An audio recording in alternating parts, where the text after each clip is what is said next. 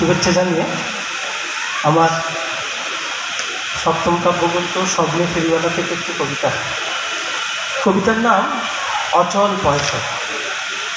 নতুনের আজ জয়ধ্বনি, অতীতের সব স্মৃতিচিহ্নগুলি ছুঁড়ে দেয় আস্থা করে, অচল পয়সার মতো ফেলে দেয় নিত্য নতুনের আহ্বান।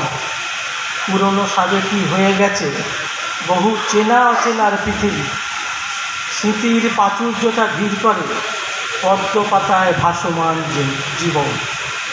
আজ ক্ষয়িষ্ণু সমাজের বুকে বাবা মা যেন অচল পয়সার মতো, ঠাঁই হয় বৃদ্ধাশ্রমে বন্দিত্বে।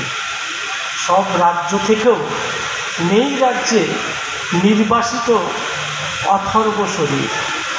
পারিবারিক ভালোবাসা, প্রেম, হাসি আজ বিলীয়মান রঙের মতো উদার। আধুনিক যুগের মোড়কে অচল পয়সাদের ঠাঁই হয় দেওয়াল, টাঙানো ফটো ফ্রেমে বা কোনো জাদুঘরে, কিংবা বেদনাময় বৃদ্ধাশ্রমে বন্দি ঘরানা। নমস্কার।